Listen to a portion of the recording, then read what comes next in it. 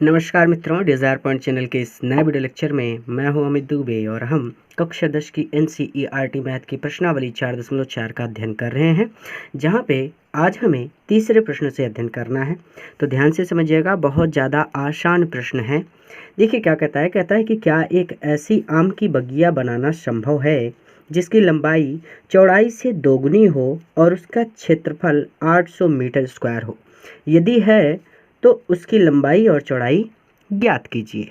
तो बहुत आसान तरीके से हम क्या करेंगे, सबसे पहले हम इस प्रश्न में मानेंगे। क्या मानेंगे? देखिए, क्या एक ऐसी आम की बगिया बनाना संभव है जिसकी लंबाई चौड़ाई से दोगुनी हो। तो अगर हम चौड़ाई x मान लें तो लंबाई दोगुनी का मतलब इसी में 2x हो जाएगा। आसान सी बात है ना, ये खुद कह रहा है कि लंबाई चौड़ाई की दोगुनी हो, तो चौड़ाई मान लेते हैं, चौड़ाई x मान लेते हैं, लंबाई ऑटोमेटिकली 2x हो जाएगी। ठीक है, तो हमने मान लिया कि माना बगिया की चौड़ाई जो है वो x मीटर है, तो कह रहा है कि लंबाई चौड़ाई की दोगुनी है, तो इसकी लंबाई कितनी हो जाएगी? 2x हो जाएगी, 2 का गुणा हो जाएगा। तब ये बगिया की लंबाई, ये बगिया ऊपर था इसलिए डैश कर दिया, की ऊपर था तो डैश कर दिया। बगिया की लंबाई कितनी हो जाएगी? 2x। अब यहाँ पे मीटर। अब ध्यान से समझिए प्रश्न को। ये कह रहा है कि दोगुनी हो और उसका क्षेत्रफल 800 मीटर स्क्वायर हो। ये प्रश्न कह रहा है, तो इसको लिखेंगे कैसे? यही ना कह रहा है कि बगिया का क्षेत्रफल बराबर 800 मीटर स्क्वायर। अब क्षेत्रफल मतलब होता है भाई लंबाई गुणे चौड़ाई, तो लंबाई गुणते चौड़ाई, और ये बराबर कितना है? 800 के।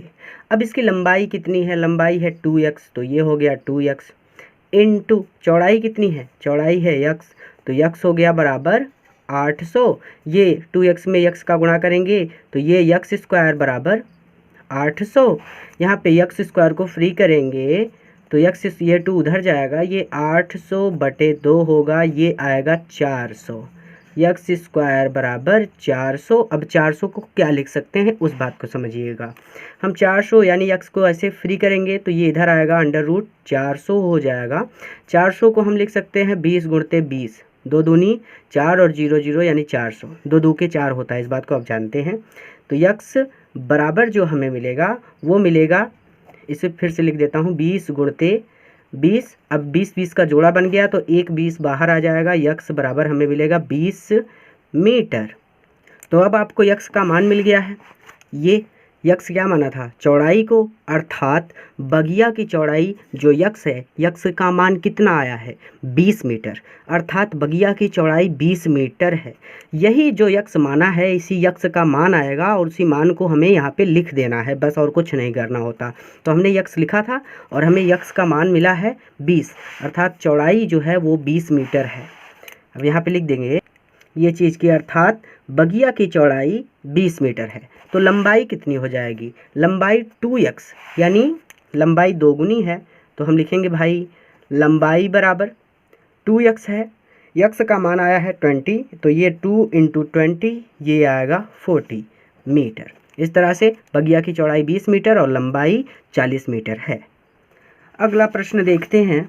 अगला प्रश्न है, हाँ एक बात मैं आपको बताना भूल गया, एक छात्र था जिसने कमेंट किया था, तूफानी सिंह शायद करके नाम था उनका। उन्होंने प्रयास किया था और बहुत अच्छा लगा बेटा, आपने प्रयास किया था, ऐसे ही प्रयास करते रहिए, स्वयं से प्रश्नों को हल करने का प्रयास किया करिए। आगे चलेंगे। चौथा प्रश्न है कि क्या निम्न स्थिति संभव है।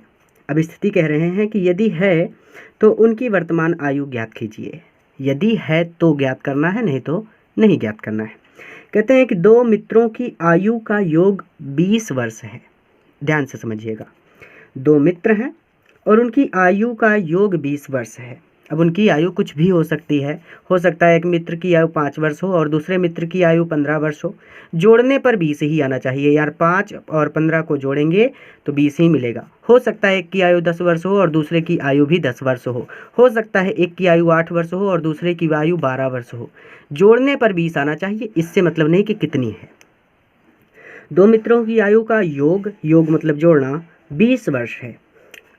4 वर्ष पूर्व उनकी आयु का गुणनफल 48 था। ये वर्षों में भाई किसी की आयु वर्षों में ही ली जाएगी, इसलिए यहाँ पे लिखा है। तो 4 वर्ष पूर्व उनकी आयु का गुणनफल 48 था। तो देखिए इसको कैसे हल करेंगे। हम मान लेते हैं कि माना एक मित्र की आयु x वर्ष है, ठीक है। अब ये प्रश्न कह रहा है कि यहाँ पे देख लीजिए, प्रश्न कह रहा है कि दो मित्रों की आयु का योग 20 वर्ष है। अर्थात यहाँ पे इस तरह से कि पहले मित्र की आयु प्लस दूसरे मित्र की आयु, ये दोनों बराबर हैं किसके, 20 के। तो इस बात को मैं लिखता हूँ। तो ये हमने लिख दिया कि पहले मित्र की आयु धन दूसरे मित्र की आयु, ये बराबर है 20 के। अब हम जानते हैं कि पहले मित्र की आयु यानी एक मित्र की आयु मानी है, तो चलिए पहले मित्र की या दूसरे मित्र की किसी की भी आयु मान लेते हैं, x वर्ष है। चलिए यहाँ पे एक ना लिख के हम यहाँ पे लिख देते हैं पहले, ताकि आपके डाउट्स क्लियर रहें। माना पहले मित्र की आयु x वर्ष है, तो पहले मित्र की आयु हमने कितनी मानी है, x वर्ष। तो पहले मित्र की आयु के स्थान पे हम x लिख सकते हैं, प्लस ये दूसरे मित्र की आयु हमें नहीं पता तो हम ऐसे लिख देंगे दूसरे मित्र की आयु, और ये बराबर किसके है, 20 के। अब इस x को उधर भेजेंगे तो वो उधर जाके माइनस का हो जाएगा और इधर बचेगा दूसरे मित्र की आयु बराबर ये 20 है, और x उधर जाएगा तो माइनस का 20 हो जाएगा। सॉरी यहाँ पे x हो जाएगा, सॉरी डियर, 20 माइनस x काट के लिख देता हूँ, ये 20 माइनस x। तो इस तरह से हमें पहले मित्र की आयु x वर्ष और दूसरे मित्र की आयु 20 माइनस x वर्ष मिल गई। ये तो हमें मिल गया। अब ये आगे क्या कह रहा है, कहता है कि 4 वर्ष पूर्व उनकी आयु का गुणनफल 48 था। ध्यान से समझिएगा, कहता है 4 वर्ष पूर्व, अभी नहीं, 4 वर्ष पूर्व। तो मैं पूछूं कि अगर अभी, इसे ध्यान से समझिएगा बात को, मैं कहता हूं कि भैया अभी आप 18 वर्ष के हैं, 18 को छोड़िए 8 वर्ष के हैं, तो आप मुझे ये बताइए कि 4 वर्ष पूर्व आप कितने वर्ष के रहे होंगे। तो आप कहेंगे सर 8 में से आप 4 घटा दीजिए, तो आपको पता चलेगा कि 4 वर्ष पूर्व हम 4 वर्ष के थे। पूर्व मतलब पहले। तो अब इनकी भी पूर्व आयु निकाल लेते हैं। कैसे निकालेंगे, हम लिखेंगे 4 वर्ष पूर्व पहले मित्र की आयु। तो भैया पहले मित्र की आयु वर्तमान में x वर्ष है, तो 4 वर्ष पूर्व वो कितने वर्ष के रहे होंगे। आप कहेंगे सर x में से 4 घटा दीजिए, जो आएगा वही होगा। अच्छा, इसी तरह से दूसरे मित्र की आयु भी निकाल लेते हैं, अर्थात 4 वर्ष पूर्व ये दूसरे, और फिर मित्र की आयु, जो ऊपर लिखा है उसी चीज़ को नीचे लिखना है, इसलिए मैंने डैश कर दिया है। यानी 4 वर्ष पूर्व दूसरे मित्र की आयु। तो दूसरा मित्र अभी कितने वर्ष का है, दूसरा मित्र अभी 20 माइनस x वर्ष का है, तो 20 माइनस x वर्ष का अभी है, और इसी में से 4 घटा दीजिए तो 4 वर्ष का पहले का पता चल जाएगा। तो 20 में से 4 जाएगा तो आपको मिलेगा 16 माइनस x। अब देखिए जो कंडीशन लगानी है उसकी बात करते हैं, अर्थात हम लिखेंगे प्रश्नानुसार। प्रश्न कह रहा है कि 4 वर्ष पूर्व उनकी आयु का गुणनफल 48 था। तो भैया हम इसको ऐसे लिख सकते हैं कि पहले मित्र की आयु ये x माइनस 4 एक ब्रैकेट में, और दूसरे ब्रैकेट में दूसरे मित्र की आयु 16 माइनस x, यानी इन दोनों के बीच में कोई चिन्ह नहीं है, ब्रैकेट है, इसका मतलब गुणा है। ठीक है, इस बात को आप जानते हैं। दोनों की आयु का गुणनफल कितना है, 48 है। अब इसको हल कर लेते हैं। एक बार x का गुणा करेंगे 16 माइनस x में, फिर एक बार -4 का गुणा करेंगे 16 माइनस x में, और बराबर आएगा 48। हाँ, अब देखिए x का 16 में गुणा किया तो 16x, x का -x में गुणा किया तो -x², 16 में 4 का गुणा किया, ये माइनस है प्लस है तो माइनस, 16 चौको 64, फिर माइनस माइनस प्लस होता है और ये हो जाएगा 4x बराबर 48। अब इस बात को हम अपने हिसाब से लिखते हैं। ये x² है, इसको पहले लिख लेते हैं, फिर ये 4x है और ये 16x है, 4x और 16x जुड़ जाएंगे तो प्लस के 20x हो जाएंगे, और ये माइनस का 64, और इस 48 को भी इधर लाते हैं तो प्लस का था तो इधर आके माइनस का 48 हो जाएगा बराबर 0। अब इन दोनों को जोड़ देते हैं तो ये हो गया x² प्लस ये x² माइनस में है, इस बात को भी हमें ध्यान में रखना है। x² और यहाँ पे ये 20x था, ठीक है, ये ये भी माइनस है, ये भी माइनस है, दोनों जुड़ जाएंगे। 8 4 12 की 2, हासिल लागे 1, 6 1 4 और 6 4 10, 10 और 1 11, यानी ये जुड़ के आएगा 112 और ये बराबर 0। अब हम इसका करेंगे गुणनखंड ताकि हम इसे अच्छे से हल कर सकें। और गुणनखंड करने से पहले हम इसे थोड़ा सा और सरल बना देते हैं। हम क्या करते हैं, इस पूरे समीकरण में माइनस से भाग दे देते हैं। तो भाग दे देंगे तो ये माइनस माइनस जो माइनस में है वो प्लस में हो जाएगा और जो प्लस में है वो माइनस में हो जाएगा। तो माइनस से भाग देने पर ये क्या होगा, एक्स स्क्वायर माइनस में था तो ये प्लस का हो गया, और ये 20x प्लस में था तो ये माइनस का 20x हो गया, और ये 112 माइनस में था तो ये प्लस का 1 1 2 हो गया बराबर 0। अच्छा, अगर आपको नहीं समझ में आया है तो आप इस तरह से अपने से हल कर लीजिएगा, ठीक है। मैं चलिए इस सवाल को काट देता हूँ, इस लाइन को मैं इसी तरह से हल कर देता हूँ ताकि आपके डाउट्स क्लियर रहें। देखिए, सबसे पहले ये माइनस ये भी माइनस, दोनों माइनस माइनस का गुणा करेंगे तो माइनस माइनस का गुणा प्लस होता है, अर्थात बीच वाला जो पद है वो दो संख्याओं को आपस में जोड़ने पर आएगा। 112 का जब आप गुणनखंड करेंगे तो आप यहाँ पे गुणनखंड करने से पहले विविक्त कर निकाल लीजिए। क्या कर निकाल लीजिए, विविक्त कर, तो आपको पता चलेगा कि ये स्थिति संभव है या फिर नहीं है। तो विविक्त कर यानी d बराबर होता है b स्क्वायर माइनस का 4ac। तो सबसे पहले हमें b, a और c का मान निकालना होगा। तो यहाँ पे देखिए, ये a, इसकी तुलना करेंगे ax square plus bx plus c से। तो तुलना, सॉरी 0 लिख दिया था, तुलना करने पर मैं लिख दे रहा हूँ। अब देखिए, ये एक्स स्क्वायर का गुणांक 1 है, लेकिन ए का मान हमें मिलेगा माइनस का 1। इसी चीज़ से बचने के लिए मैंने ऐसा किया था, लेकिन कोई बात नहीं है। आपको अगर ये बात नहीं समझ में आती तो मैं इस तरह से कर रहा हूँ, ध्यान से समझ लीजिए। यहाँ पे 1 है और चूंकि ये माइनस में है तो माइनस का 1 यहाँ पे लिखा जाएगा, कामा बी एक्स, ये एक्स है ये भी एक्स है, बी के स्थान पे कितना है 20, फिर कामा शी के स्थान पे कितना है 112, लेकिन माइनस में। अब देखिए, डी बराबर बी का स्क्वायर यानी 20 का स्क्वायर, फिर -4 इंटू ए कितना है माइनस है तो माइनस का 1 इंटू सी कितना है माइनस का 112। अब इस बात को ध्यान से समझिएगा, 20 का वर्ग जो होगा वो तो 400 होगा। ये कितना है d बराबर, और ये देखिए एक माइनस यहाँ पे है, एक माइनस यहाँ पे है, माइनस माइनस का गुणा प्लस, और फिर प्लस का गुणा करेंगे माइनस में तो माइनस ही आएगा। ये हो गया माइनस, और जब इसको हल करेंगे तो आपको हल करने पर इसे मिलेगा 448। कितना मिलेगा 448। अब 400 में से 448 घटेगा तो d बराबर हमें मिलेगा 48, लेकिन माइनस में। तो इसका मतलब क्या हुआ, ध्यान से समझिए, ये जो पिछले वीडियो लेक्चर में पढ़ाया था उस बात पे आ गया कि d का मान जब 0 से छोटा होगा तो उस समीकरण के कोई वास्तविक मूल नहीं होंगे। यानी d का मान हमें मिला है माइनस का 48 और 0 तो माइनस के 48 से बड़ा है ना, तो इसका मतलब d का मान 0 से छोटा है, और जब 0 से छोटा है तो कोई वास्तविक मूल नहीं होंगे। तो इस बात को ऐसे लिखेंगे, ऐसे यहाँ पे आप d भी लिख सकते हैं, ठीक है, d 0 से छोटा है, या फिर आप लिख सकते हैं कि -48 0 से छोटा है, तो समीकरण के कोई वास्तविक मूल नहीं होंगे, अर्थात वर्तमान आयु ज्ञात करने की स्थिति संभव नहीं है। अगले प्रश्न पर चलते हैं।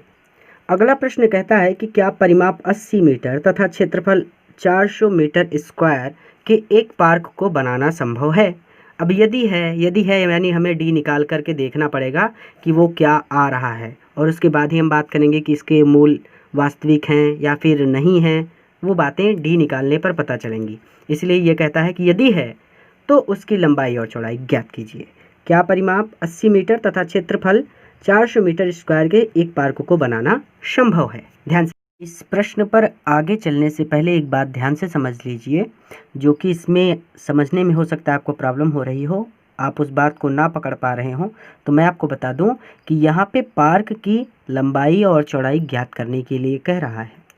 इसका मतलब वो जो पार्क है ना वो एक आयताकार है, यानी आयत है।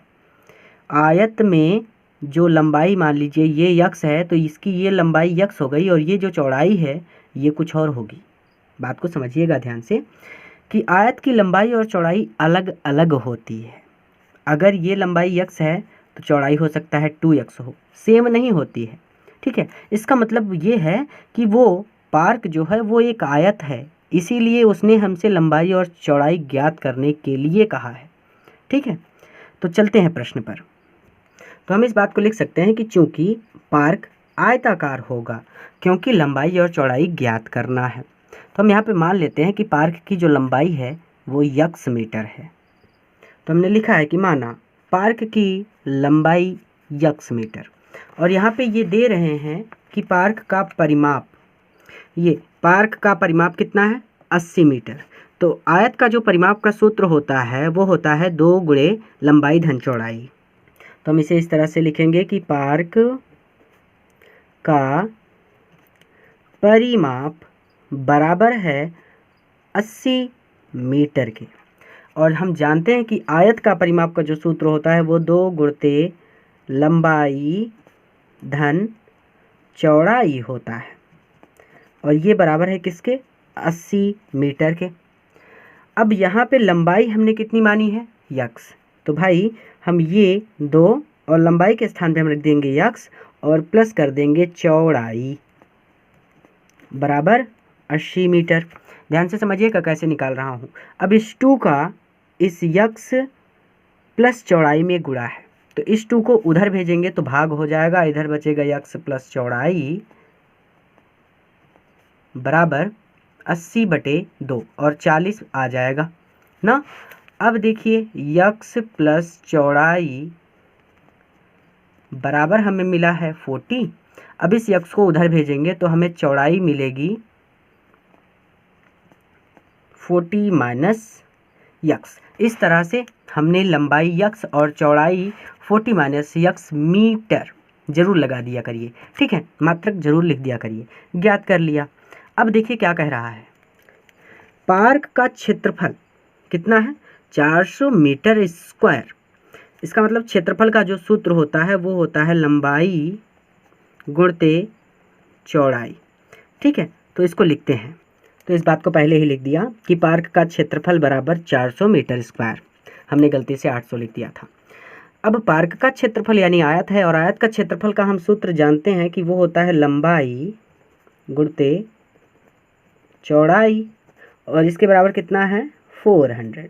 लंबाई हमने मानी है x गुणित चौड़ाई हमने निकाली है 40 माइनस x, ये ब्रैकेट में ही कर देते हैं, और बराबर 400। अभी इस x का गुणा करेंगे 40 में तो ये हो जाएगा 40x, x का गुणा करेंगे माइनस x में तो ये हो जाएगा x स्क्वायर बराबर 400। अब इस बात को ध्यान से समझिए कैसे हल करेंगे। इस x स्क्वायर को इधर लाते हैं, ये माइनस का x स्क्वायर, फिर ये 40 प्लस में है तो ये प्लस का 40x, और इस 400 को भी इधर लाएंगे तो ये माइनस का 400 और इज इक्वल टू 0। अब यहाँ पे एक बार दूसरे तरीके से भी हल कर देता हूँ, क्योंकि यही कंडीशन अभी अभी चौथे प्रश्न में आई थी कि ये दोनों माइनस में थे। तो अब माइनस से गुणा कर दीजिए पूरे समीकरण में, क्या होगा, या तो गुणा कर दीजिए या भाग कर दीजिए। तो यहाँ पे देखिए ये हट जाएगा, क्या होगा, ये माइनस हो जाएगा, यानी जो माइनस में है वो प्लस हो जाएगा और जो प्लस में है वो माइनस हो जाएगा। तो इसे ऐसे लिख सकते हैं कि ये हो जाएगा माइनस का प्लस हो जाएगा x स्क्वायर, और ये प्लस में था तो ये माइनस का हो जाएगा 40x, और ये माइनस में था तो ये हो जाएगा प्लस का 400 बराबर 0। आपको कहीं लिखने की आवश्यकता नहीं है, एग्जामिनर ये बात समझ लेंगे कि आपने यहाँ पर क्या किया है। ठीक है, अब यहाँ पे क्या करेंगे, यहाँ पे आप एक बार d का मान निकाल लीजिएगा खुद से, और आपको पता चलेगा कि यहाँ पे जो d है यानी समान मूल प्राप्त होंगे, 0 आएगा d का मान। ठीक है, तो अब मैं आगे इसको हल कर दे रहा हूँ, d का मान नहीं निकाल रहा हूँ, आप स्वयं से निकाल लीजिएगा अगर आप निकालना चाहें तो यहाँ पे इसको हल करेंगे तो x square minus 40x plus 400, इसको हल करेंगे तो 400 को हल करने पर जो आपको मिलेगा वो आएगा 20 प्लस 20।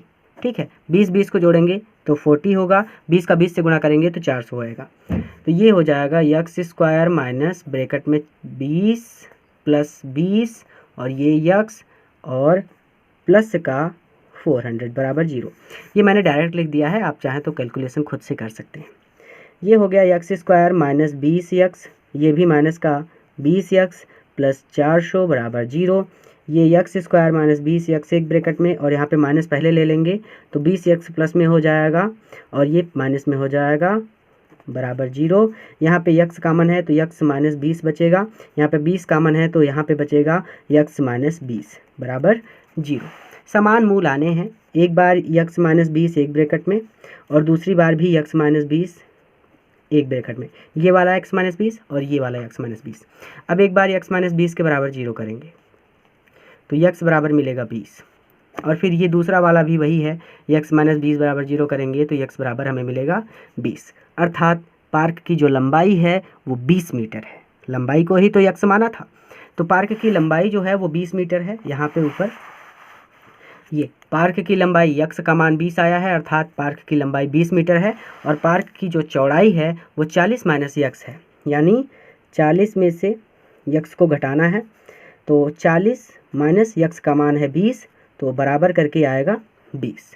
अर्थात पार्क की लंबाई भी 20 मीटर है और पार्क की चौड़ाई भी 20 मीटर ही है। अर्थात यहाँ पे लिखेंगे अतः पार्क बनाना संभव है। क्यों संभव है? क्योंकि हमने उसकी लंबाई और चौड़ाई ज्ञात कर ली है। फिर से समझ लीजिए, आप एक बार d का मान यहाँ पे ज़रूर निकाल लीजिएगा, नहीं तो आप छोड़ देंगे तो आपको प्रॉब्लम हो जाएगी। मैंने इसलिए छोड़ दिया क्योंकि मैं चाहता हूँ कि आप खुद से d का मान निकालें। पूरा वीडियो देखने के लिए धन्यवाद। 5वां चैप्टर आपकी प्रश्नावली में अध्याय में इस वर्ष के लिए हटा दिया गया है, तो अगले वीडियो लेक्चर से हम 6ठे पाठ से अध्ययन करेंगे।